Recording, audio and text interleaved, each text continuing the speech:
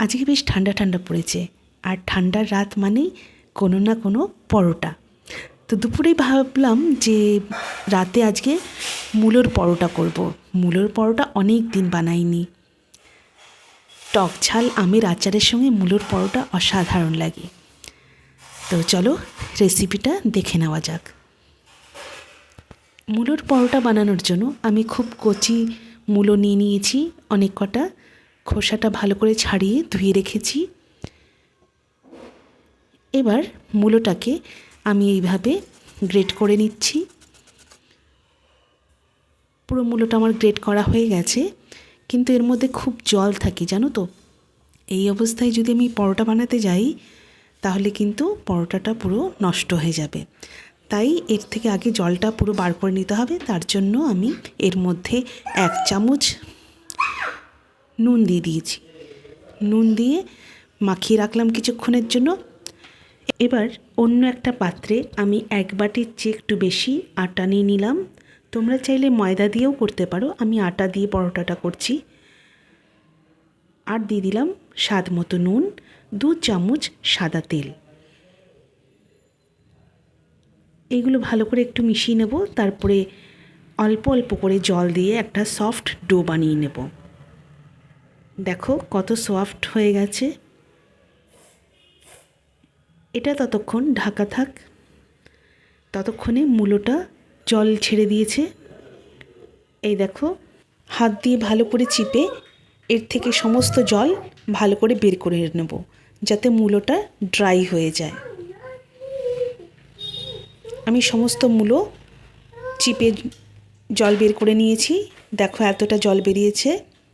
জলটা ফেলে দিয়ে ওই পাত্রে মূলোগুলো ঢেলে নেব।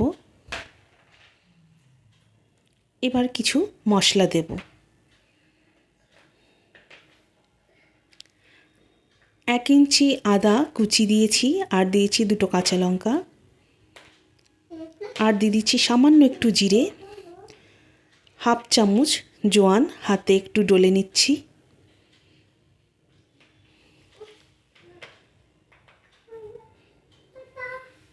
আর দিয়ে দেবো এবার একটুখানি চাট মশলা। রঙের জন্য দিচ্ছি কাশ্মীরি লঙ্কা গুঁড়ো সামান্য।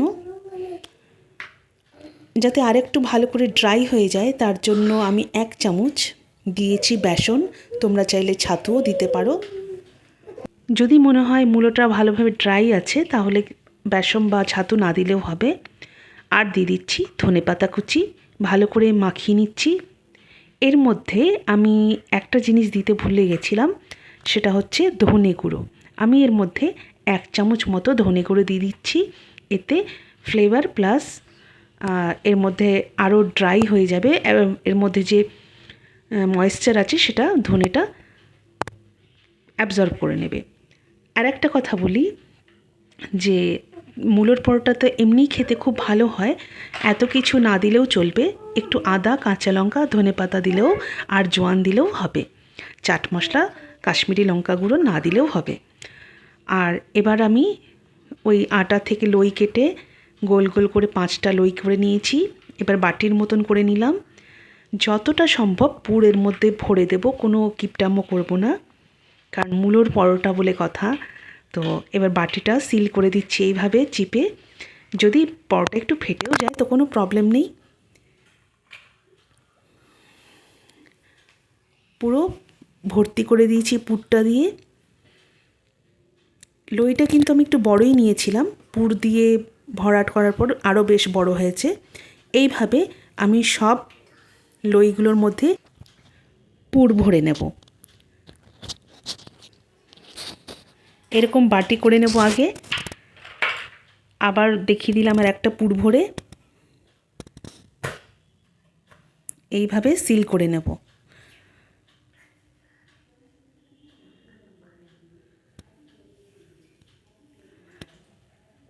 দেখো 5টা আমার পরোটার জন্য রেডি। এবার একটু আটা দিয়ে এটাকে হাতে একটু গোল করে নেব, যাতে পুরটা আটার চারিদিকে ভালোভাবে মিশে যায়। যাতে এক জায়গায় পুরটা দলা পাকিয়ে না থাকে। তাহলে আমাকে বেশিক্ষণ বেলতে হবে না। এবার হালকা হাতে আমি একটু কালো জিরে ছড়িয়ে দিলাম ফ্লেভার প্লাস ডেকোরেশনের জন্য। তোমরা চাইলে সাদা তিলও দিতে পারো, ধনেপাতাও ওপর দিয়ে ছিটিয়ে দিতে পারো সঙ্গে। তো আমি শুধু কালো জিরে দিয়েছি, ধনেপাতা দিইনি। তোমরা চাইলে কালো জিরের ওপর ধনেপাতাও ছিটিয়ে দিতে পারো ডেকোরেশনের জন্য। তো বেশ মুখে পড়লে ভালোই লাগে খেতে। এইভাবে সব কটা পরোটা আমি বেলে নিচ্ছি। কালো জিরে ছিটিয়ে, একটু আটা ছিটিয়ে খুব হালকা হাতে আমি বেলে নিয়েছি।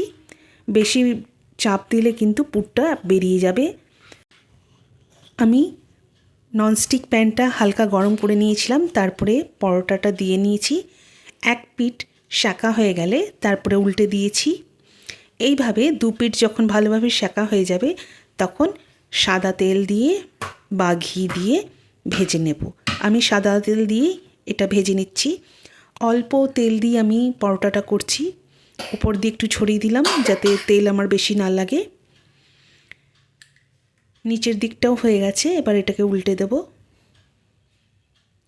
এদিকেও তেল মাখিয়ে নেব। তোমরা আরও তেল কম খেতে চাইলে এর মধ্যে তেল ব্রাশ করে নিতে পারো। আমি কম তেলেই বানিয়েছি পরোটাটা, তোমরা দেখেই বুঝতে পারছো। তো ওপর দিয়ে আমি তেল মাখিয়ে এভাবে দু পিঠ ভেজে নেব। সব পরোটাগুলোকে আমি এইভাবেই ভেজে নিচ্ছি। আর ওপর দিয়ে সামান্য একটু বাটার দিয়ে আমের টক ঝাল আচার দিয়ে সার্ভ করে নিচ্ছি।